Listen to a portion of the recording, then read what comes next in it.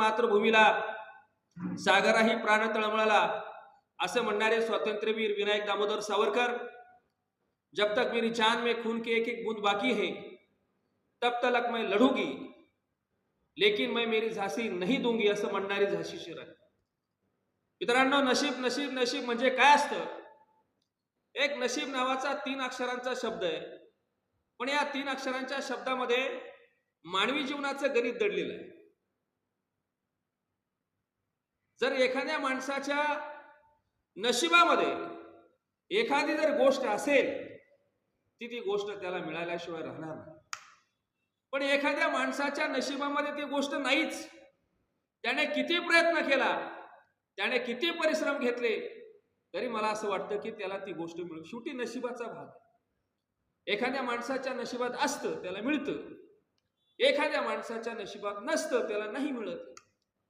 पण सातत्याने माणूस जर एखादी गोष्ट करत गेला, परिश्रम त्याने जर घेतले, तर कदाचित असं पण घडतं की जी गोष्ट तुमच्या नशिबामध्ये नाही ती सुद्धा तुम्हाला प्राप्त होऊ शकते.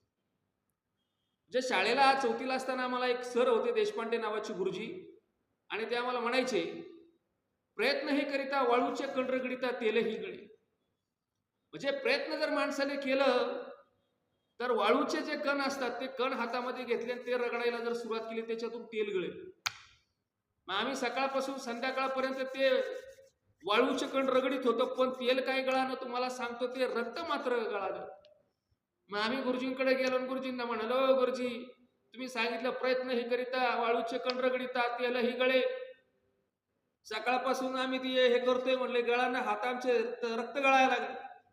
मग आमचे गुरुजी म्हणले, अरे मूर्खांनो, ती म्हण आहे, प्रयत्न ही करिता वाळूचे कण रगडीता तेल ही गळे, ही म्हण आहे. त्या दिवशी आम्हाला कळालं अशा पण म्हणी असतात. तर सांगायचं तात्पर्य, पुढे जाऊन वैयक्तिक जीवनामध्ये कळालं की माणसाने जर सातत्याने प्रयत्न केले, प्रयत्नामध्ये जर सातत्य ठेवलं, तर त्याच्या नशिबामध्ये जी गोष्ट नाही ती सुद्धा त्याला मिळू शकते. आता तुम्ही म्हणाल, हे कुठल्या ग्रंथामध्ये लिहिलंय का? हे कुठल्या साधू संतांनी लिहिलं आहे का? आता हे कुठल्या ग्रंथामध्ये नाही, हे कुठल्या साधू संतांनी सांगितलं नाही. हे वाक्य कोणाचं आहे? हे वाक्य दुसरं तिसरं कुणाचं नसून हे वाक्य माझं आहे. कारण माझ्या जीवनामध्ये मला याचा अनुभव आलेला आहे.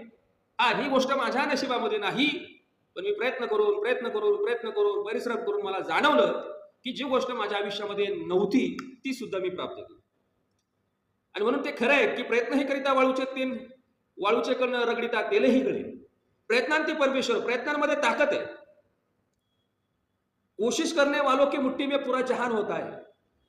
जो लोग कोशिश नहीं करते ना, उनके मुट्ठी में जहां भी हो तो निकल जाता है, लेकिन कोशिश करने वालों की मुट्ठी में हमेशा जहां होता है. अपनी जिंदगी से थककर तो यूं मायूस ना बैठ, तेरी किस्मत कभी भी चमक सकती है. हार भी तुझे हरा नहीं सकती, ठोकरें तुझे गिरा नहीं सकती. अगर जीत है जीतने की, तो परिस्थितियां तुम्हें झुका नहीं सकती, परिस्थितियां तुम्हें झुका नहीं सकती. आजचा दिवस तुमच्या आयुष्यामध्ये काय आहे, दिस इज नॉट इम्पॉर्टंट. आज तुमच्या आयुष्यामध्ये काय घडतंय हेही महत्वाचं आहे, पण येणाऱ्या पुढच्या कालखंडामध्ये तुम्ही काय उभं करणार आहात हे सगळ्यात महत्वाचं आहे.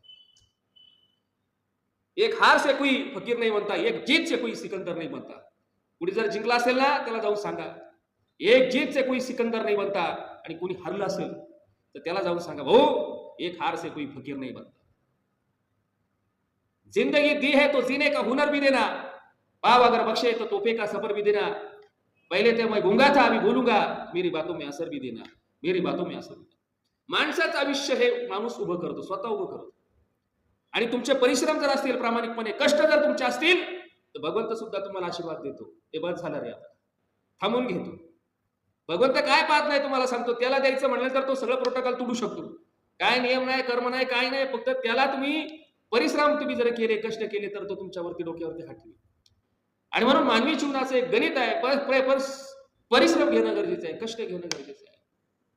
आज किती लोक मेहनत घेतात, किती लोकांचं कामावरती प्रेम आहे, बरोबर आहे का नाही? एखादा माणूस सकाळी सकाळी कामाला निघाला, मस्तपैकी इन शर्ट केली, टाय वगैरे टाकलं, बायकोने डबा वगैरे दिला, बाहेर गेला, मोटरसायकलीवरती बसला, किक मारणार, तेवढ्यात बायको धावत धावत आली.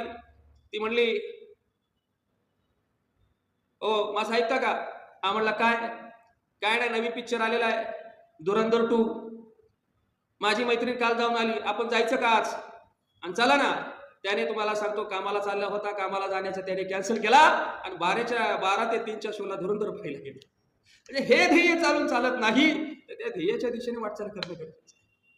जे तुम्ही ठरवले, घरातून बाहेर पडत असताना ज्या गोष्टीसाठी तुम्ही निघालात ती गोष्ट साध्य होत नाही तोपर्यंत तुम्ही तिच्या पाठीमागे राहणं हे सगळ्यात महत्वाची गोष्ट. खरं आहे का खोटं आहे?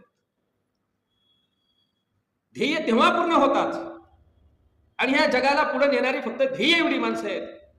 हे तुमच्या आमच्या सारख्या लोकांचं काही काम आहे का? या सर नो, तुमच्या आमच्या सारख्या लोकांचं काम नाही, पण तरी त्याच्यातून आपण त्या गोष्टी करणं गरजेचं